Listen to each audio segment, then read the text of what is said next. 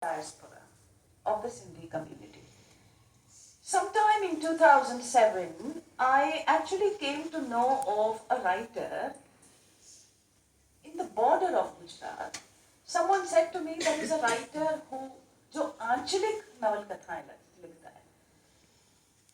And it was very interesting because the post-partition Sindhi community is entirely urban. Right?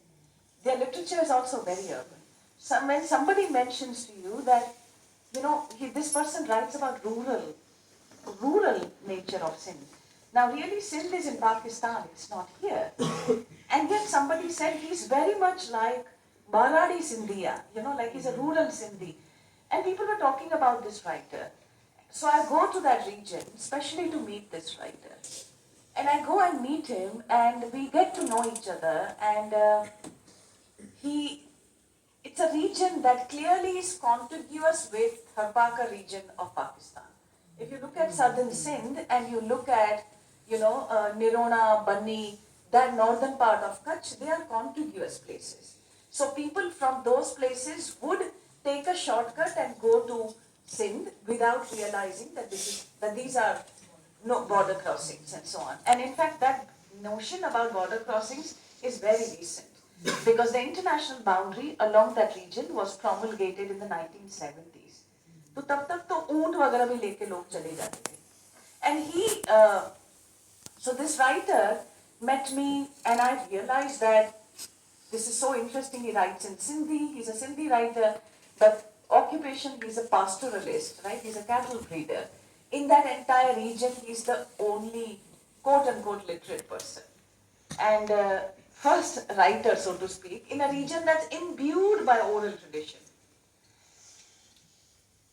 Another significant moment happened that day. I mentioned to you one significant moment when I took my aunt and she said, "Saal to mujhe yaad nahi hai," right? Which is to go through history but not know that. Another very important moment happened, which is that field work not only is gendered, in the sense the spaces you can go to, the people you can talk to, the access you have or you don't have, but it also very often constructs you in a gendered manner. This writer read out to me a story. And the story is that, the famous earthquake happened in Kutch in 2001. And the story said it happened because women have become very free. They watch television and therefore this is God's revenge upon the region. I heard that story and I was not comfortable, but obviously I wasn't going to say anything. So I kept quiet and I thought, okay, this is interesting.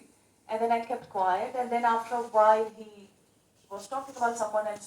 So I said to him, Bha, as in brother, I said, Bha, how do I go to this place? How do you think I should? And he said to me, Tanta dada forward ayo. He said in Sindhi, कि आप तो बहुत forward हो, आपको क्या मुश्किल होगी? It wasn't meant, it didn't sound like a compliment, right? It wasn't.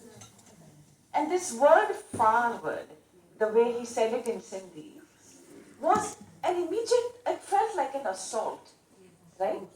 And I heard it, and obviously once again I wasn't going to say anything. What is the point? Am I going to push back? I mean, fieldwork is also about negotiation, right? Like negotiation, it is like navigation. And so I sort of ignored it, but I never forgot that. I never forgot the way that those words were articulated, almost with, and it's a strange combination of some resentment, some admiration, but very much constructing you in a gendered sort of a manner. Be that as it may, I make a few visits to Banni. I get to know the region a little bit. At some point I decide that I want to stay here for a longer time and I want to begin my field work. Now Banni is literally the edge of the border.